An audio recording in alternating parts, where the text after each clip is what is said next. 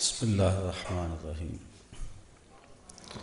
الحمد للہ رب العالمین والصلاة والسلام علی سید الانبیاء والمرسلین قال اللہ تعالی وتبارک فی القرآن المجید والفرقان الحمید یا ایہا الناس کلوا مما فی الارض حلالا طیبا صدق اللہ مولانا العظیم وصدق رسولہ النبی الکریم الرؤوف الرحیم اللہم نور قلوبنا بالقرآن وزین اخلاقنا بالقرآن وادخلنا الجنۃ بالقرآن ونجنا من النار بالقرآن قال اللہ تعالی وتبارک فی شان حبیبہ مخبرا وعامرا ان اللہ وملائکتہ یصلون علی النبی یا ایہا الذین آمنوا صلوا علیہ وسلموا تسلیما الصلاة والسلام علیک یا رسول اللہ وعلی آلک واصحابک یا حبیب اللہ الصلاة والسلام علیک یا رسول اللہ وعلى آلک واصحابک یا راحت العاشقین۔ تمام حمد و ثنا، تعریف و توصیف اللہ جل مجدہ الکریم کی ذات پاک کے لیے، جو خالق کائنات بھی ہے اور مالک ششہات بھی۔ اللہ جل وعلا کی حمد و ثنا کے بعد حضور نبی اکرم شفیع امم رسول محتشم نبی مکرم، اللہ کے پیارے، امت کے سہارے، رب کے محبوب، دانائے غیوب، مالک رقاب امم، فخر عرب و عجم، والی کون و مکان، سیاہ لا مکان، سید انس و جاں، سرور لالا رخاں، نیر تاباں، سرنشین مہوشاں، ماہ خوباں، شہنشاہ حسینہ، تتمہ دوراں، سر خیل زہرہ جمالاں، جلوہ صبح ازل، نور ذات لم یزل، باعث تکوین عالم، فخر آدم و بنی آدم، نیر بطحہ، رازدار ما اوہا، شاہد ما طغا، صاحب علم نشرہ، معصوم آمنہ احمد مجتبیٰ، حضرت محمد مصطفیٰ صلی اللہ علیہ وسلم کے حضور ناز میں اپنی عقیدتوں، ارادتوں اور محبتوں کا خراج پیش کرنے کے بعد واجب الاحترام ذوی الاحتشام برادران اسلام، السلام علیکم ورحمۃ اللہ وبرکاتہ۔ عقل حلال اور صدق مقال کے عنوان سے آج اس نشست میں کچھ باتیں آپ کے گوش گزار کروں گا۔ انسان کو اپنی زندگی برقرار رکھنے کے لیے اکل و شرب کی شدید حاجت ہے، اور اس کے بغیر وہ زندہ نہیں رہ سکتا۔ تو اسلام نے رزق کی تلاش کی ترغیب انسان کو دی ہے، لیکن ساتھ یہ شرط لگائی کہ اللہ کو ناراض کر کے، اس کے حکموں کو توڑ کے، کسی شخص پر ظلم اور جبر کر کے تم رزق نہیں کماؤ گے، بلکہ تمہارے مقدر کا لکھا ہوا تمہیں ملے گا، لہٰذا تلاش میں حسن پیدا کرو۔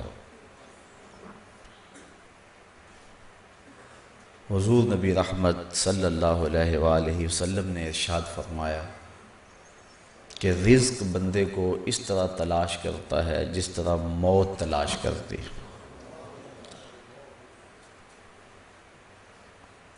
اب جو مقدر کا ہے وہ مل کے رہے گا۔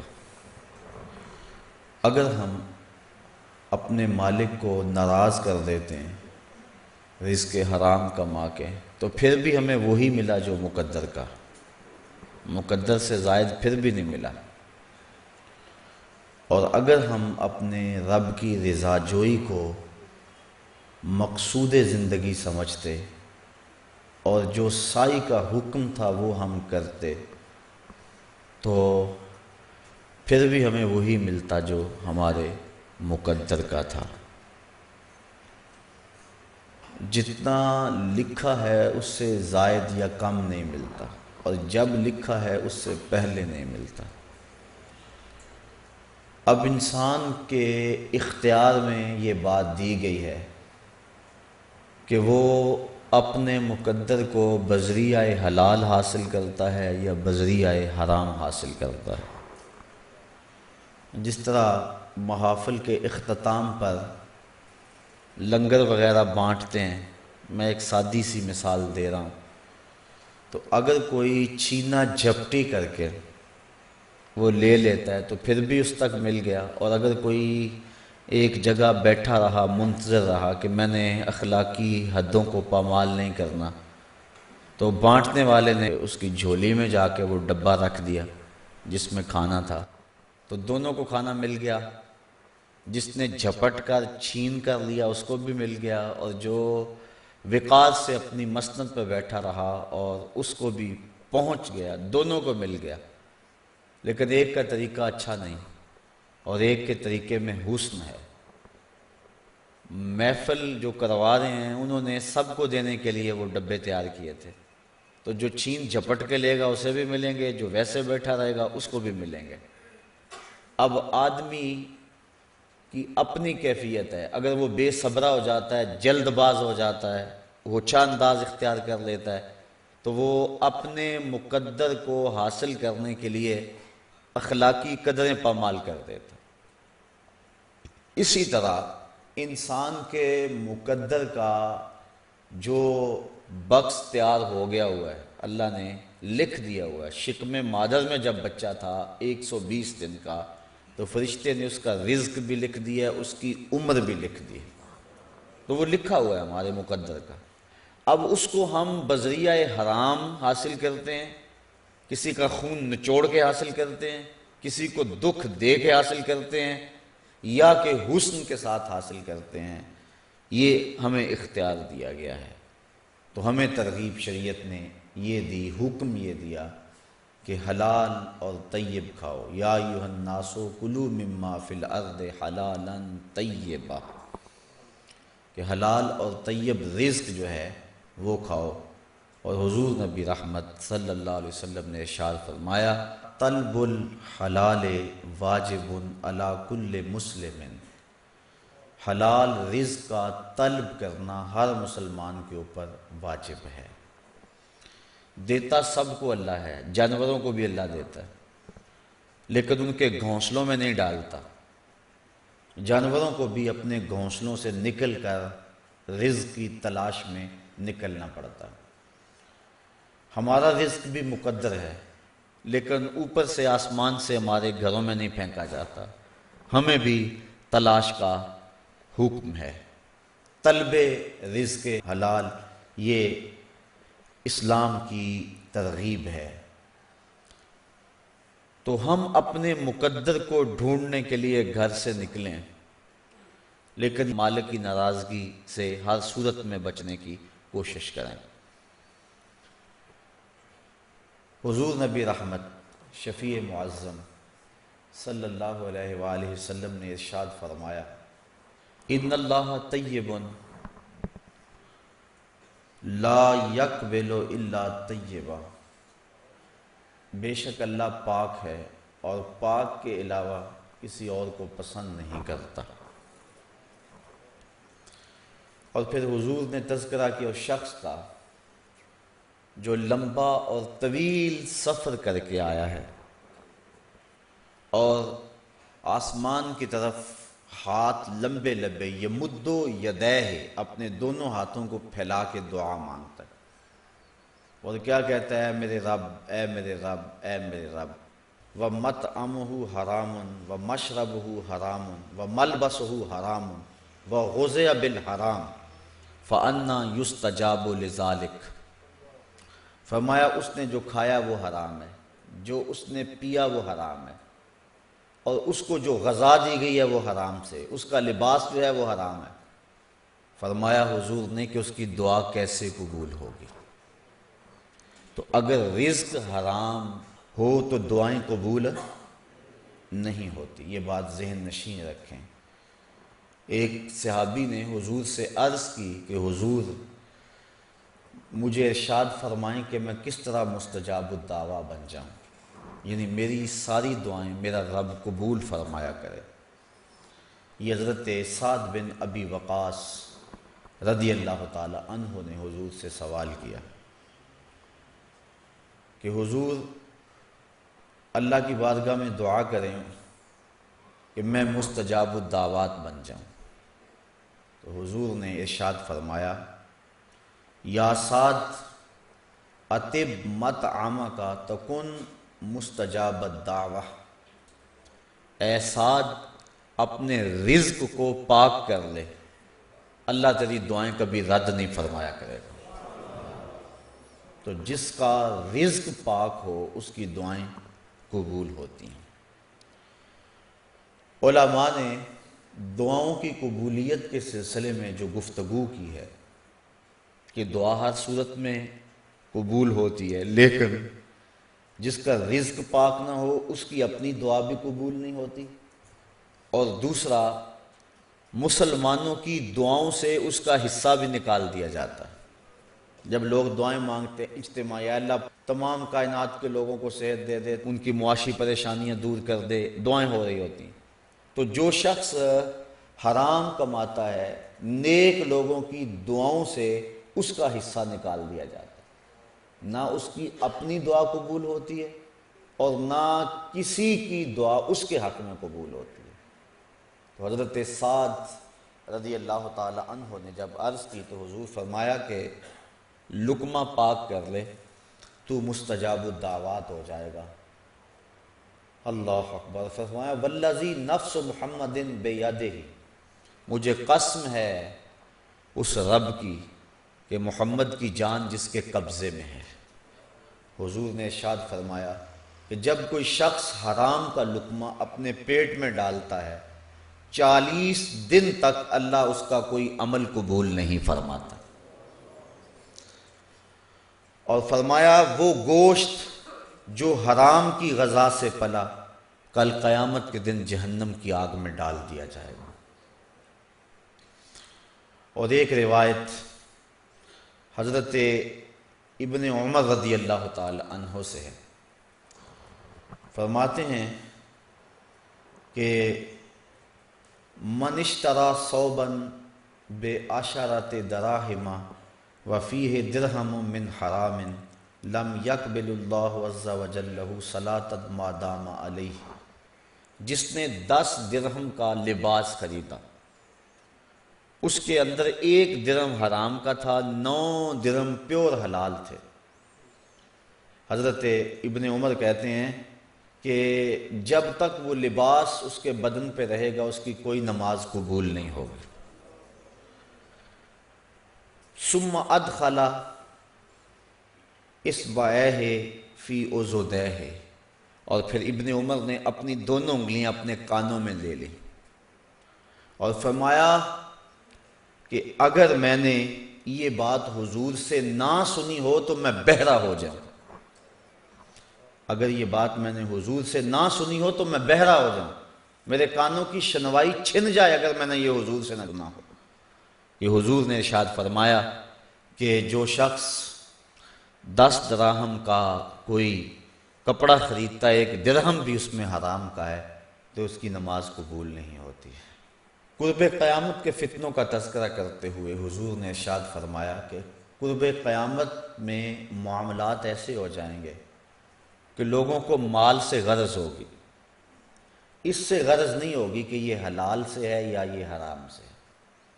اور آپ دیکھ لیں جس دور میں آج ہم جی رہے ہیں، ہر بندے کی خواہش ہے کہ دولت اکٹھی کر لو، اس کے ذرائع کیا ہیں، اس سے کسی کو غرض نہیں ہے۔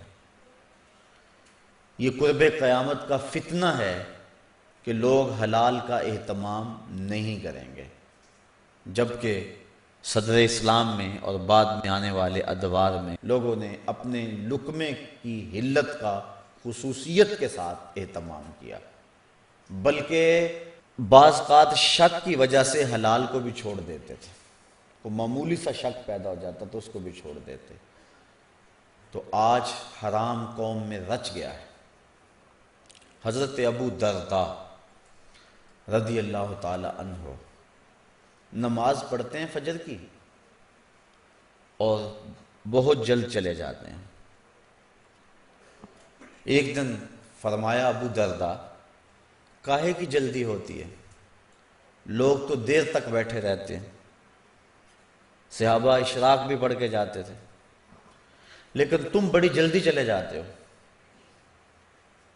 عرض کی بندہ نواز، میرے ہمسایوں کے گھر میں ایک کھجور کا اونچا درخت ہے جس کا جھکاؤ میرے گھر کی طرف ہے، اور آپ جانتے ہیں آج کل سحری کے وقت مدینے کو ٹھنڈی ہوائیں سلامی دینے آتی ہیں، تو جب ہوا چلتی ہے تو کچھ کھجوریں جھڑ جاتی ہیں، پکی ہوئی کھجوریں جھڑ کر میرے ویڑے میں گر پڑتی ہیں۔ میں جلدی جلدی اس لیے چلا جاتا ہوں کہ بچوں کے اٹھنے سے قبل وہ کھجوریں اٹھا کے ہمسائے کے ویڑے میں پھینک دیں، اس کے آنگن میں پھینک دوں، کہیں میرا بچہ کوئی کھجور نہ لے لے اور اس کے پیٹ میں حرام کا لقمہ نہ چلا جائے۔ یہ تھا مزاج صحابہ کا۔ اور ہماری سڑک سے گنے کی ٹرالی گزر کر تو دیکھے، ہم تو بچے کو شاباش دیتے ہیں، بڑا یار تیز نکلا ہے، 3 گنے کھینچ لایا۔ یہ نہیں دیکھتے کہ یہ مال کیا ہے۔ آج اگر اس کی حوصلہ شکنی نہیں کریں گے تو کل ہو کے ڈاکو نہیں بنے گا تو اور کیا ہوگا۔ اعلیٰ حضرت سے کسی نے پوچھا کہ یہ جو کنکیاں اڑاتے ہیں، یہ پتنگ وغیرہ، تو جب یہ ڈور کٹ جاتی ہے تو لوگ دوڑتے ہیں اس کے پیچھے اور ڈور بھی لوٹتے ہیں اور وہ پتنگ بھی لوٹتے ہیں، تو اس کے بارے میں حکم شرعی کیا ہے؟ تو آپ فرمانے لگے کہ یہ مال لقطہ ہے، لازم ہے اگر کسی شخص نے کوئی پتنگ یا ڈور لوٹ لی تو اس کے مالوں کو تلاش کرے اور 6 مہینے تک اس کا اعلان کرے، اگر مالک نہ ملے تو پھر اس کو خیرات کرے، خود استعمال پھر بھی نہیں کر سکتا، اور اگر کسی نے خود استعمال کر لیا اس کو، اگر اس کا لباس بنایا، اس کا تار تھا یا اس کا پوت تھا، دونوں میں سے کوئی ایک تھا، تو فرمایا کہ اس کی نماز ہی نہیں ہوگی۔ تو یہ ہمارے معاشرے میں بالکل معمولی سمجھا جاتا ہے، ہم بچے کو تھپکی دیتے ہیں، یار یہ بڑا ہی بات ہے، کتنی ڈور لوٹی ہے اس نے، کتنی پتنگیں لے آیا ہے شام تک، جبکہ یہ وہ چیزیں ہیں جو بچوں کے مزاج کے اندر بدی پیدا کرتی ہیں۔ جب بھی برائی شروع ہوتی ہے تو وہ تھوڑے انداز سے شروع ہوتی ہے، اس لیے اپنی اولاد کی تربیت کرنی چاہیے اور ان کو لقمہ حرام سے بچانا چاہیے۔ حضرت امام حسین رضی اللہ تعالیٰ عنہ مسجد نبوی میں تشریف لائے تو وہاں صدقے کی کھجوروں کا ڈھیر لگا ہوا تھا، تو بچے تھے، کھجوریں پڑی تھیں، آئے اور انہوں نے ایک کھجور لی اور اس کو اپنے منہ میں ڈال لیا۔ آقا کریم علیہ السلام بڑی تیزی کے ساتھ آگے بڑھے اور انگلی ڈال کر ان کے حلق سے کھجور کو نکال کر باہر پھینکا اور کخن کخن کہا، اسے پھینک دو، اور فرمایا کہ ہم صدقہ نہیں کھایا کرتے۔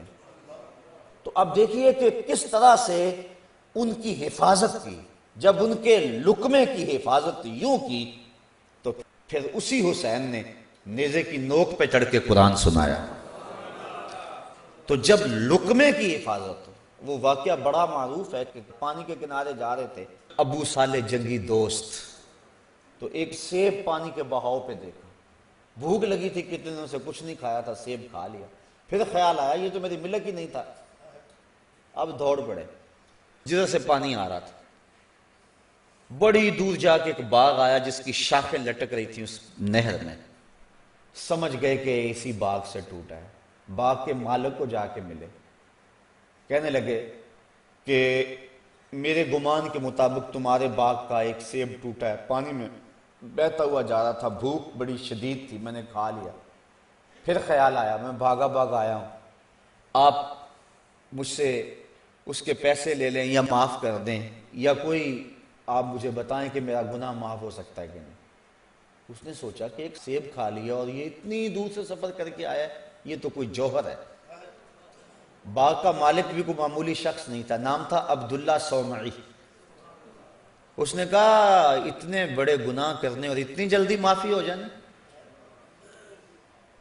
تو یہ آپ دیدہ ہو گئے، مجھے معاف کر دو، مجھے بتاؤ میں کیا جو ہے وہ اس کے بدلے میں دے سکتا ہوں۔ اس نے کہا 12 سال میرے باغ کو پانی لگانا ہے، ایک سیب کے کھانے پر 12 سال کا سزا ہے، اس کے بعد ایک شرط اور ہے، پھر تمہیں معافی ہو جائے گی۔ یہ نہیں کہا کہ ایک سیب ہے اور 12 سال میں سیب لا کے دے دیتا ہوں۔ کہا اچھا پھر معاف کر دو گے؟ کہاں پھر کر دوں گا۔ 12 سال سیب کے باغ کو پانی دیتے رہے، اس کی جو ہے وہ دیکھ بھال کرتے رہے۔ 12 سال جب بیتنے کے قریب تھے تو عبداللہ صومی کے کچھ مہمان آئے، انہوں نے کہا ابو صالح جاؤ سیب توڑ کے لاؤ۔ ابو صالح گئے، سیب توڑے۔ جب عبداللہ صومی نے سیب دیکھے تو وہ کچے تھے، کہنے لگے ابو صالح 12 سال ہو گئے تمہیں سیب کے باغ میں کام کرتے ہوئے، تمہیں ابھی تک پتہ ہی نہیں سیب کچے کیا ہوتے ہیں اور پکے کیا ہوتے ہیں۔ کہا میں ایک خطا کی سزا بھگت رہا ہوں، تو میں نے اس دن سے آج تک نظر اٹھا کے سیب کی طرف دیکھا بھی نہیں ہے۔ میں نے احتیاط کی ہے کہ میں تو پہلی لغزش پر جو ہے وہ یہ سزا بھگت رہا ہوں، تو میں نے کبھی سیب کو دیکھا بھی نہیں۔ کہا دوسری شرط یہ ہے کہ میری ایک بیٹی ہے جو آنکھوں سے دیکھ نہیں سکتی، کانوں سے سن نہیں سکتی، زبان سے بول نہیں سکتی اور ہاتھوں سے پکڑ نہیں سکتی، اس کے ساتھ تمہارا نکاح کروں گا، اگر قبول ہے تو پھر تمہارا یہ جرم معاف ہو جائے۔ کہا ٹھیک ہے مجھے قبول ہے۔ جوان تھے، عنفوان شباب تھا، آرزوؤں کے مچلنے کا دور تھا۔ کہا میرا بس گناہ معاف ہو جائے۔ عبداللہ صومی گھر لے آئے، بیٹی سے نکاح کر دیا، اور شام کو کہا جاؤ اپنی زوجہ کے حجلہ عروسی میں گئے۔ دیکھا کہ وہاں ایک خوبصورت خاتون بنی سنوری ہوئی بیٹھی ہے، تو فوراً بھاگ آئے۔ عبداللہ صومی کھڑے تھے، کہا کیا ہوا ہے؟ کہا میں ایک جرم کیا تھا تو اتنی سزا، تو اب کہیں پھر نہ غلطی لگ جائے، آپ نے جو بتایا تھا یہ وہ تو نہیں ہے، یہ تو صحیح الاعضاء ہے۔ کہا بیٹا وہی تمہاری بیوی ہے، وہ جو کانوں سے بہری ہے اس کا مطلب یہ ہے کہ اس نے غیر محرم کی آواز آج تک نہیں سنی۔ جو وہ منہ سے بول نہیں سکتی تو اس کا مطلب یہ نہیں کہ وہ گونگی ہے، اس کا مطلب ہے کبھی اس نے غیر محرم سے کلام نہیں کیا۔ اور اگر وہ پاؤں سے چل نہیں سکتی تو اس کا مطلب یہ ہے کہ وہ چار دیواری سے باہر نہیں نکلی ہے۔ تو یہ ہے اس کا مطلب اور یہ ہے اس کا مفہوم۔ تو پھر حضرت ابو صالح جنگی دوست اور اس خاتون کے نکاح کے بعد ایک بیٹا جنم لیتا ہے، جس بیٹے کو دنیا غوث اعظم شیخ عبد القادر جیلانی کہتی ہے۔ تو جب لقمہ پاک ہوگا تو پھر نتائج ایسے برآمد ہوں گے، اگر لقمہ پاک نہیں ہوگا تو نتائج ٹھیک نہیں ہوں گے۔ تو یہ بات ذہن میں رکھیں کہ حفاظت کریں، تھوڑا کھا لیں لیکن ہو حلال کا، حرام کا کہیں شامل نہ ہو جائے، اندر بھی لٹ جائے گا، انسان کے چہرے کا نور بھی باقی نہیں رہے گا، اور آخرت کے اندر وہ بدن جو حرام کے لقمے سے پرورش پاتا ہے اس کو جہنم کی آگ میں جلایا جائے گا۔ اللہ اکبر۔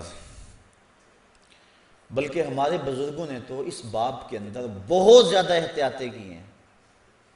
آؤ تمہیں تمہارے احمد رضا کی چوکھٹ پہ لے چلو۔ آج دنیا ان کے نام کے قصیدے یوں ہی نہیں پڑھتی، آج ہر مسجد میں جمعے کے بعد ان کا سلام یوں ہی نہیں پڑھا جاتا۔ ان کی قبولیت ہے بارگاہ رسالت مآب میں، اور ان کی زندگی حزم و احتیاط سے گزرتی رہی ہے۔ اعلیٰ حضرت ایک دعوت پہ تشریف لے گئے تو انواع و اقسام کے کھانے انہوں نے رکھے ہوئے تھے۔ آپ نے شوربہ لیا تو وہ بڑا لذیذ محسوس ہوا، جی میں آیا کہ میں اس کو تھوڑا سا پی لوں، طبیعت کا میلان بھی سمت تھا۔ آپ نے میزبان کو بلایا اور بلا کر کہا کہ میرا جی چاہتا ہے کہ میں یہ شوربہ پی لوں۔ اگر تم اجازت دو تو میں یہ تھوڑا سا پی لوں۔ اس نے کہا حضور آپ کے لیے تو سب کچھ ہے، تو آپ مجھ سے اجازت مانگ رہے ہیں۔ فرمانے لگے نہیں، جو شوربہ ہوتا ہے وہ عرف میں مشروب نہیں معقول ہے، یعنی پیا نہیں جاتا، کھایا جاتا ہے، اور بطور سالن استعمال ہوتا ہے، بطور مشروب استعمال نہیں ہوتا۔ تو جب میں اس عرف سے ہٹوں گا تو پھر مجھے ضرورت ہے کہ میزبان سے اس کی اجازت لوں، کیونکہ اگر کوئی ہر شخص جو ہے وہ پینا شروع کر دے، تم نے پینے کے لیے تو نہیں بنایا، تم نے تو کھانے کے لیے بنایا، تو پھر کم پڑ جائے گا۔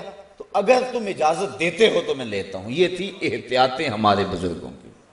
یہ شادی بیاہ کے موقع پہ وہ چٹنی یا وہ دہی وغیرہ رکھتے ہیں تو وہ بطور مشروب تو نہیں رکھتے، کچھ لوگ گلاسوں میں ڈال کر پینا شروع کر دیتے ہیں۔ تو اس وقت مجھے اعلیٰ حضرت بڑے یاد آتے ہیں کہ اس کا عرف کھانے کا ہے، پینے کا نہیں ہے۔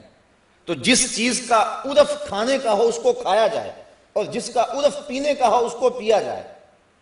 تو اعلیٰ حضرت نے اتنی بھی احتیاط فرمایا کہ اس کا عرف جو ہے وہ کھانے کا ہے، پینے کا نہیں۔ جب میں عرف سے ہٹوں گا تو مجھے الگ سے اجازت دینا پڑے گی۔ یہ احتیاط تھی ہمارے بزرگوں کی رزق کے بارے میں۔ اللہ اکبر۔ دعا کریں اللہ ہمیں رزق حلال کھانے کمانے کی توفیق عطا فرمائے، اور حرام کے ایک لقمے سے بھی اللہ تعالی ہم سب کو محفوظ فرمائے۔ اللہ کے محبوب علیہ السلام نے جہاں ہمیں رزق حلال کھانے کی ترغیب ارشاد فرمائی، وہاں زبان کو سچ اور صداقت کا علم بردار رکھنے کی ترغیب دی کہ تمہاری زبان سچ کے علاوہ کچھ نہ بولے۔ بلکہ حضور علیہ السلام نے فرمایا کہ الصدق ینجی والکذب یہلک، صدق نجات دیتا ہے اور کذب بندے کو ہلاک کر دیتا ہے۔ یہ زبان کی آفت ہے کہ زبان کے اوپر جھوٹ آ جائے۔ ایک روایت میں صحابہ نے حضور سے پوچھا کہ حضور مسلمان بخیل ہو سکتا ہے؟ فرمایا نہیں، مسلمان بخیل نہیں ہوتا، وہ سخی ہوتا ہے۔ لیکن فرمایا ہو سکتا ہے کبھی اس سے بخل بھی ہو جائے۔ اس طرح پوچھا کہ مسلمان بہادر ہوتا ہے؟ فرمایا ہاں بہادر ہوتا ہے، لیکن ہو سکتا ہے کبھی اس سے بزدلی بھی ہو جائے۔ عرض کی حضور کیا مومن جھوٹا ہو سکتا ہے؟ فرمایا جھوٹا نہیں ہو سکتا، یہ پکی بات ہے، مومن جھوٹا نہیں ہو سکتا۔ میں امام غزالی کے حوالے سے پڑھ رہا تھا، آپ فرماتے ہیں کہ انسان جب گناہ کرتا ہے تو بعد میں نیکی کرتا ہے تو وہ جو گناہ کی کالک ہے وہ مٹ جاتی ہے، جو لگی ہوتی ہے دل کے اوپر وہ مٹ جاتی ہے۔ لیکن جھوٹ کی جو کالک ہے یہ ایسی ہے کہ اس کے اثرات باقی رہتے ہیں۔ تو جو شخص جھوٹ بولتا رہتا ہے ایک وقت آتا ہے اس کا اندر مر جاتا ہے اور اس کے پاس کچھ نہیں رہتا۔ شریعت اسلامیہ کے اندر جھوٹ کی سخت مذمت کی گئی ہے اور سچ کی ترغیب دی گئی اور حکم دیا گیا کہ تمہاری زبان سے سچ کے علاوہ کچھ اور نہ نکلے۔ بلکہ ارشاد فرمایا گیا الصدق طمانیۃ والکذب ریبہ، سچ طمانیت ہے، سکون ہے، اور جو جھوٹ ہے وہ ریب ہے، وہ تشکیک ہے۔ انسان کو جھوٹ بول کر سکون نہیں ملتا، بچ بھی جائے جھوٹ بول کر سکون نہیں ہوتا، اور سچ بول کر پھنس بھی جائے پھر بھی سکون ملتا اس کو۔ اگر کوئی غلطی ہو گئی، کوتاہی ہوگی، کسی نے پوچھا تو صاف کہہ دیا ہاں مجھ سے ہو گئی، سچ کہہ دیا تو اس سے طبیعت میں تسکین ہوگی۔ اس کی سزا بھی تمہیں مل سکتی ہے لیکن طبیعت سکون ہوگی، من مطمئن ہوگا، اندر اگر اطمینان ہو گیا تو اور کیا چاہیے۔ اور اگر جھوٹ بول کر آپ سودا بیچ بھی لیتے ہیں، اور جھوٹ بول کر اگر آپ جو ہے وہ اپنی زندگی کے کسی معاملے کو بظاہر نکھار بھی لیتے ہیں، کسی سے کوئی فائدہ بھی اٹھا لیتے ہیں، لیکن اندر جو ہے وہ پریشانی رہے گی۔ تو الصدق طمانیۃ والکذب ریبہ، اور ایک حدیث میں حضور نبی رحمت صلی اللہ علیہ وسلم نے ارشاد فرمایا، ثلاثۃ نفر لا یکلمہم اللہ تعالی یوم القیامہ ولا ینظر الیہم، فرمایا 3 اشخاص ایسے ہیں کہ قیامت کے دن اللہ نہ ان سے کلام کرے گا نہ ان کی طرف نظر رحمت سے دیکھے گا۔ وہ 3 شخص کون ہیں؟ المنان بعطیۃ والمنفق سلعتہ بالحلف الفاجر والمسبل ازارہ۔ ایک وہ شخص کہ جو دے کر جتلاتا ہے، کسی کو کچھ دے دیا اور اس کے بعد جتلایا کہ میں نے تجھ کو یہ دیا تھا۔ اور دوسرا وہ شخص جس نے خرچ کیا لیکن اس مال سے خرچ کیا جو جھوٹی قسمیں اٹھا کر کمایا تھا، جھوٹی قسمیں اٹھا کر کمانے والے مال سے خرچ کیا۔ اور تیسرا وہ شخص جو تکبر کی وجہ سے اپنے تہبند یا شلوار کو ٹخنوں کے نیچے لٹکاتا ہے۔ اور حضور نے فرمایا کہ جو جتنی جگہ انسان کا لباس ڈھانپے گا ٹخنوں کے نیچے، اتنی جگہ کل قیامت کے دن جہنم کی آگ میں جلائی جائے گی۔ تو اپنے تہبند کو، اپنی شلوار وغیرہ کو جو ہے وہ اپنے ٹخنوں سے اوپر رکھنے کا حکم دیا گیا ہے۔ بلکہ حضور کبھی اتنی اونچی کر لیتے تھے کہ پنڈلیوں کی سفیدی اس کی چمک سے آبا کو نظر آیا کرتی تھی۔ اللہ اکبر۔ تو یہ 3 وہ شخص ہیں کہ جن کی طرف اللہ تعالیٰ نظر رحمت نہیں فرمائے گا۔ اور ایک اور روایت کے اندر اور 3 اشخاص کا تذکرہ ہے، فرمایا ثلاثۃ لا یکلمہم اللہ ولا ینظر الیہم ولا یزکیہم ولہم عذاب علیم۔ 3 شخص ایسے ہیں کہ نہ تو اللہ تعالیٰ ان سے کلام کرے گا، نہ ان کی طرف نظر رحمت کرے گا، اور نہ ہی ان کو پاک کرے گا، اور ان کے لیے عذاب بھی دردناک ہوگا۔ وہ 3 شخص کون ہیں؟ شیخ زان، بوڑھا زانی، جو بوڑھا ہو گیا لیکن زنا نہیں چھوڑتا، ہڈیاں کمبن گوڈے کھڑکن تے اڑ گیا لک تیرا، اجے بھی بدیوں باز نہ آئوں جیو مرد دلیرا۔ وہ مالکن کذاب، اور ایک جھوٹا بادشاہ، حکمران ہو جھوٹ بولتا ہو۔ وہ عائل مستکبر، اور تیسرا غریب آدمی ہو لیکن تکبر کرتا۔ یہ 3 وہ شخص ایسے ہیں کہ قیامت کے دن اللہ تعالیٰ ان کی طرف نہ دیکھے گا، نہ کلام کرے گا، نہ ان کو پاک کرے گا۔ حضرت نبی رحمت صلی اللہ علیہ وسلم نے ارشاد فرمایا، اربعٌ اذا کن فیک لا یضرک ما فاتک من الدنیا۔ اگر تیرے پاس 4 چیزیں ہیں تو دنیا کی کوئی شے بھی تیرے پاس نہیں ہے تو پریشان نہ ہو۔ دولت نہیں ہے، بینک بیلنس نہیں ہے، تیرے پاس کوٹھی نہیں ہے، کار نہیں ہے، رہائش کا مکان نہیں ہے، دنیا میں بڑی محرومی ہے تجھے، بڑے دکھ ہیں دنیا پر تجھے۔ پیدا ہوا تھا کہ باپ فوت ہو گیا، ماں کا سایہ اٹھ گیا، رشتہ داروں نے جو ہے وہ دتکارا، مکان نہیں ہے، دنیا میں دکھ ہی دکھ ہیں۔ لیکن اگر 4 چیزیں حضور فرمایا تیرے پاس ہیں تو دنیا کی کسی کمی کو کمی نہ سمجھنا۔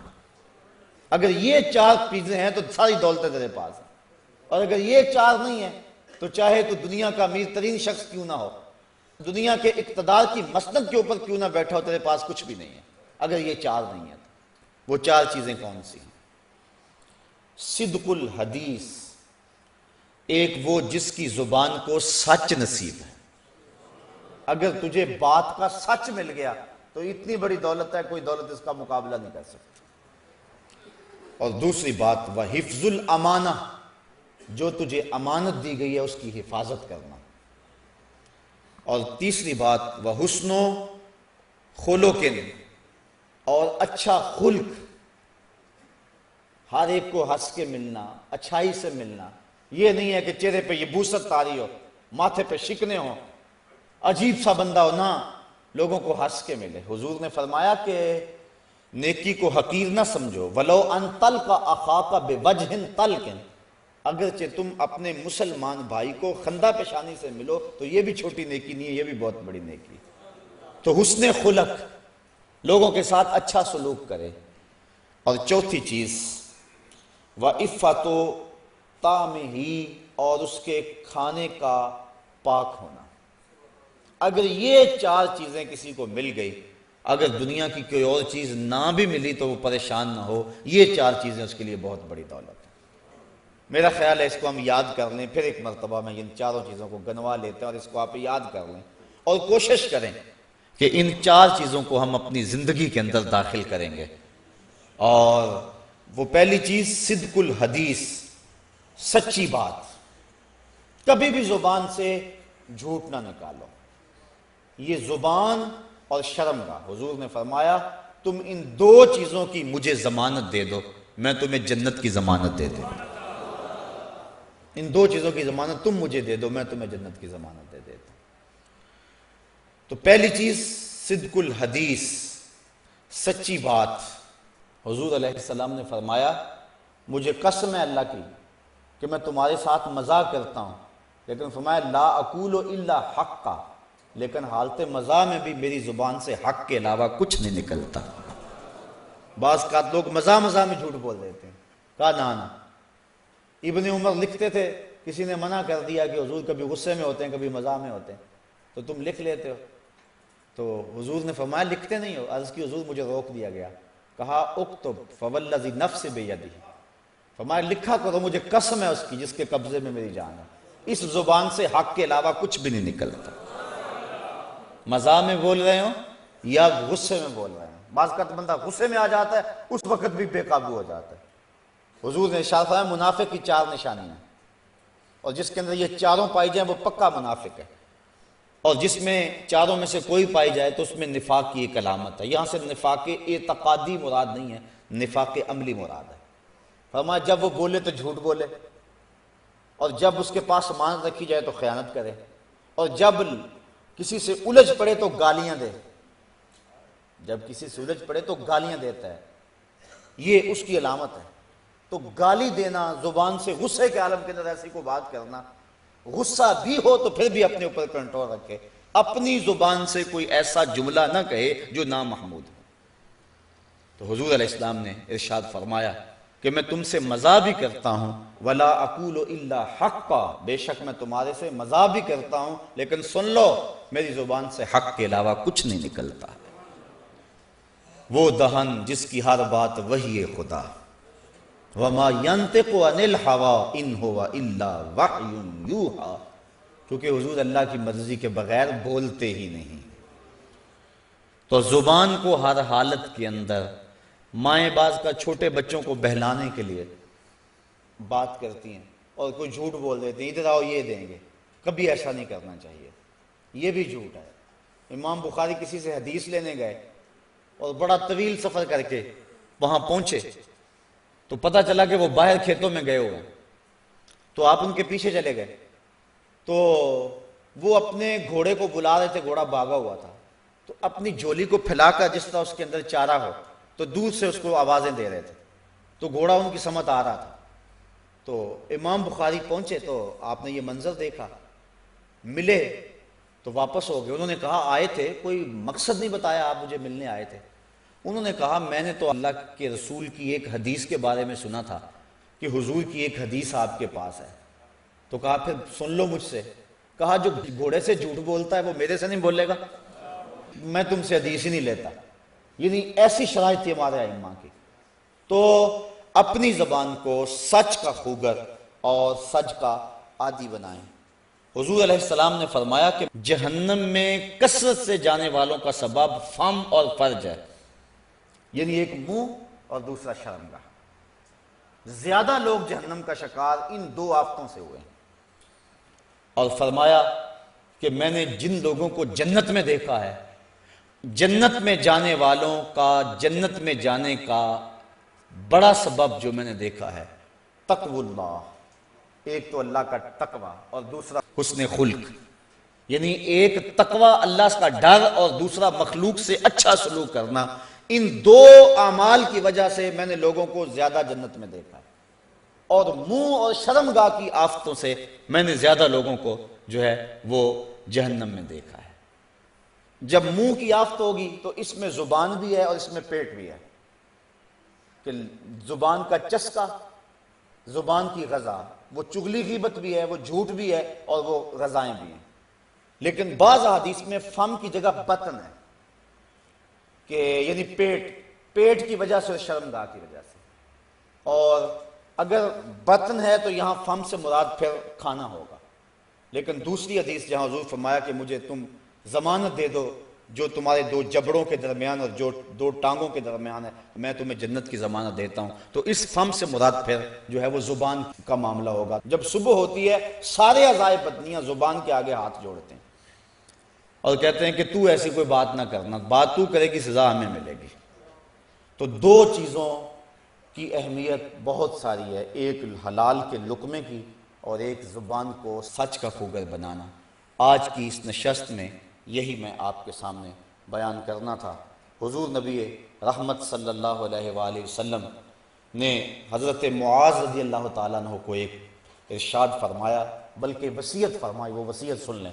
فرمایا اوصی کا بتقوی اللہ و صدق الحدیث و اداء الامانہ والوفاء بالعہد و بذل السلام و خفض الجناح، کہ میں تجھے اللہ سے ڈرنے کی، سچی بات کہنے کی، امانت کو ادا کرنے کی، وعدوں کو پورا کرنے کی، اور السلام علیکم کو پھیلانے کی، اور اپنے بازوں کو سکیڑنے کی وصیت کرتا ہوں۔ یہ وصیت حضور نے اپنی امت کو فرمائی۔ تو انسان اگر اپنی زبان کو اور اپنے پیٹ کو حرام سے بچا لے تو اللہ کی رحمتوں کا حقدار ہوتا ہے، اور اگر وہ اپنی زبان اور اپنے پیٹ کو حرام سے نہ بچائے تو اس کی آفتیں ایسی ہوتی ہیں کہ نیکی کا جو نور ہے اس کی برکتوں سے جو دل کے میل دھلتے ہیں، تو جھوٹ کی وجہ سے جو دل کا میل ہے وہ بھی ختم نہیں ہوتا ہے۔ اللہ تعالی ہمیں اس بری خصلت سے محفوظ و مامون فرمائے، اور مجھے اور آپ کو اپنی رحمتوں اور کرم نوازیوں کا حصار دے۔